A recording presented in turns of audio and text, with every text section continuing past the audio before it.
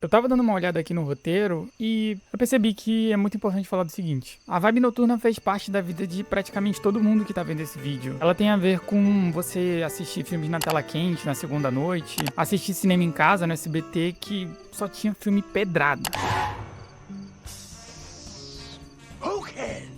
Assistir os filmes da Record, que às vezes, e eu disse só às vezes, eram bons. Com sair da faculdade tarde, tentar jogar, mas às vezes tá cansado na hora que chega. Com se jogar até tarde, assistir o Corujão e terminar assistindo até o primeiro jornal que passa de manhã. E essa vibe noturna envolve, dentre outras coisas, a era noturna dos jogos de corrida. Com certeza fez parte da sua vida. Então, é complicado explicar isso em 15 segundos nessa introdução, mas no vídeo eu garanto que eu explico.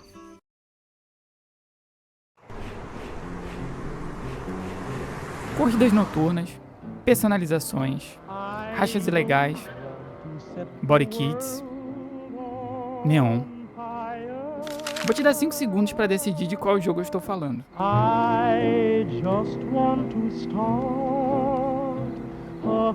Bom, na verdade eu não estou falando de nenhum desses jogos, e ao mesmo tempo eu estou falando de todos. Houve uma época em que era comum se criar jogos de corrida noturnos, mais especificamente na madrugada. Isso parecia funcionar muito bem, tanto é que jogos que vieram bem depois dessa época ainda levavam consigo essa estética. Além disso, podemos listar diversas músicas, filmes, séries, livros, histórias, todos ambientados na madrugada. Isso não foi um movimento aleatório. Pensa comigo, qual a chance de vários jogos aleatoriamente terem a mesma ideia e criarem essa vibe noturna, todos ao mesmo tempo? A verdade é que existia todo um contexto dessa época, e portanto, existe um porquê desses jogos terem feito isso. E mais do que isso, existe um porquê desses jogos noturnos funcionarem tão bem. Mas pra gente entender isso de verdade, a gente precisa voltar um pouco no tempo.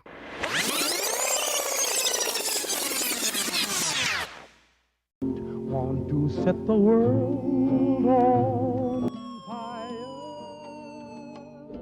fire. Jogos de corrida passam por fases. Ou melhor, por eras. Momentos em que vários estúdios, ao mesmo tempo, começam a seguir uma mesma direção, o mesmo tipo de estética, de proposta, de sensação. E quando você olha com atenção, isso fica evidente. Certos jogos, mesmo sendo de empresas diferentes, parecem compartilhar a mesma identidade, a mesma vibe, o mesmo tipo de mundo. Não sei se você tá me entendendo, mas é como se todos estivessem respondendo ao mesmo momento. Deixa eu te explicar e te dar alguns exemplos. Quando a gente olha para hoje, em comparação com jogos do passado, parece que o padrão mudou completamente. Hoje a gente vive uma fase mais leve nos jogos de corrida, mais chamativa, mais colorida, mais vibrante. Eu chamo essa era de a era da dopamina. Eventos o tempo todo, cores fortes, mapas abertos pensados para te manter jogando o tempo inteiro, praias, alguma cidade com o nome de New City Bay, festival de música, liberdade. E não, isso não é por acaso. Assim como antes, isso também segue um padrão, um modelo muito bem demarcado que o mercado entendeu que funciona. Mas essa era é tão interessante e tem tanto conteúdo que é um assunto para um vídeo só para ele, e que vai ao ar em breve. Para entender por que os jogos noturnos funcionavam tão bem, a gente precisa ir um pouco mais antes disso tudo. E no meio desse caminho, teve outra tentativa interessante. Uma era mais curta, onde alguns jogos tentaram puxar para o lado da história. Eu chamo essa fase de a era cinematográfica. Corridas mais guiadas, missões mais fechadas, um foco muito mais próximo de um filme. Por um momento, parecia que seria o próximo passo dos jogos de corrida, mas não foi. Need for Speed Undercover é um dos exemplos mais claros disso.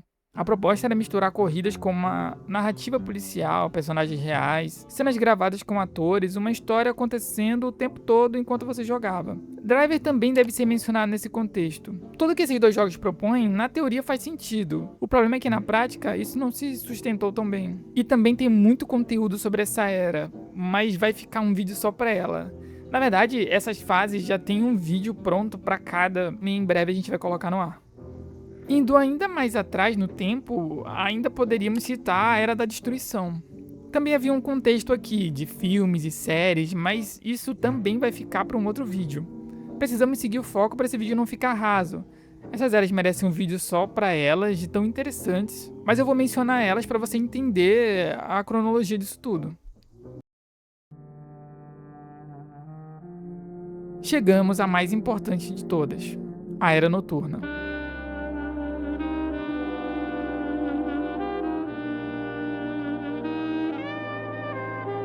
Primeiro, vamos entender que a era noturna vai além dos jogos. Ela é um sentimento de uma época da vida de todo mundo. Ela não nasce só dos jogos. Na verdade, ela realmente já existia, porém fora deles. Para entender isso, a gente precisa olhar para a cultura da época. A maioria desses jogos surgiram em meio a uma popularização dessa cultura de corridas noturnas ilegais. E isso veio muito forte de outras mídias, principalmente dos filmes. Velozes e Furiosos é o exemplo mais óbvio, mas não único. Era uma época em que a madrugada tinha um tipo de estética muito específica. Isso aparece até em outro tipo de filme que muita gente nem associa direito. Para mim, filmes que passavam à noite na TV, principalmente no SBT, como Máscara, Som na caixa. Joe e as Baratas, filme muito doido, se você nunca viu, vai atrás, filme muito doido. Você pode até achar estranho, mas este filme é o maior barato. Você tem que assistir esse filme. Se Beber Não Case. Lembro de assistir filmes no Corujão. Não são filmes sobre corrida, mas carregam essa mesma atmosfera. Cidade à noite, iluminação artificial, um ritmo diferente do dia. Pra muita gente, essa referência é até mais forte porque fazia parte da rotina. Ficar acordado até mais tarde, às vezes assistir até o Jornal da Madrugada começar cedinho. Assistir esses filmes e entrar nesse clima mais silencioso, mais urbano. Luzes, cidade, silêncio. E não parava nos filmes, isso começava a aparecer nas músicas, na forma como as pessoas falavam de carros, na forma como elas se conectavam com isso. E no geral, tudo isso caminhava para um contexto noturno, urbano, o mesmo dos jogos de corrida dessa era. E é nesse momento que os jogos de corrida noturno passam a fazer sentido, porque eles não estavam criando isso do zero, eles estavam traduzindo tudo isso para dentro do jogo. Quando a gente já fala dos jogos de corrida noturnos, nem dá pra falar de um só, porque eram vários e todos seguiam a mesma ideia. Eu lembro de jogar isso na época e tinha uma sensação muito específica. Midnight Club é o nome que vem de uma referência direta ao Midnight Club, grupo japonês que ficou conhecido pelas corridas em alta velocidade nas vias expressas de Tóquio. Carros preparados para estabilidade em velocidades muito altas, junto com trajetos longos e uma pouca variação de rota, além de um foco total em manter uma velocidade constante. Isso aparece no jogo de forma clara. O jogo tinha cidades abertas, corridas que atravessavam grandes trechos, rotas que priorizam mais a fluidez ao invés daquele modelo de circuitos fechados. A experiência gira em torno de deslocamento mais contínuo. Need for Speed Underground e Need for Speed Underground 2 talvez tenham sido os jogos que mais organizaram bem isso. Eles organizaram essa base dentro de um sistema mais estruturado, com eventos distribuídos pela cidade, uma progressão baseada em desempenho e um sistema de personalização que define muito a identidade do jogador. A customização tem uma função muito clara, diferencia os carros, facilita o reconhecimento e cria um vínculo com o progresso, além de criar uma identidade sua com aquele carro. O Need for Speed Carbon reorganiza essa lógica, introduz equipes, controle de território e rotas mais técnicas, principalmente em áreas de montanha, exigindo mais precisão. Também acho válido citar o Tokyo Extreme Racer. Todos esses jogos sem abandonar o ambiente noturno. Existem variações dentro dessa mesma estrutura, como o Kanjozoku Game, com corridas em vias expressas circulares, focada em velocidade em looping e disputas prolongadas sem uma estrutura formal de prova. Lembra muito aquelas corridas que a gente vê, por exemplo, no Assetto Corsa, daquelas vias expressas no Japão. E isso não são casos isolados, os jogos compartilham referências claras, mesmo período, mesma construção, mesmo tipo de experiência, o que estabelece um padrão. E eu falei brevemente desses jogos porque são jogos bem antigos, então acho que não faz muito sentido aqui eu fazer uma review sobre eles, mas brevemente contextualizar eles para vocês entenderem que todos eles se conectam ao mesmo tempo que fazem parte de um contexto maior. E tem um ponto estrutural que sustenta tudo isso: a madrugada. A redução de estímulo externo altera a forma como o jogador processa o ambiente durante o dia. O volume de informação é mais alto, trânsito, elementos visuais, ruído, e à noite isso reduz. O campo visual fica mais limpo e o contraste aumenta. Fontes de luz pontuais passam a guiar a leitura do espaço, os faróis, as placas, o neon, o reflexo no asfalto, e o cérebro responde com mais precisão ao contraste. Ou seja, quando você dirige na madrugada, você tem menos estímulos externos e você se concentra mais na corrida. E no jogo, isso te faz se concentrar mais no carro e pode deixar isso mais divertido. A experiência de dirigir madrugada pode ser mais legal.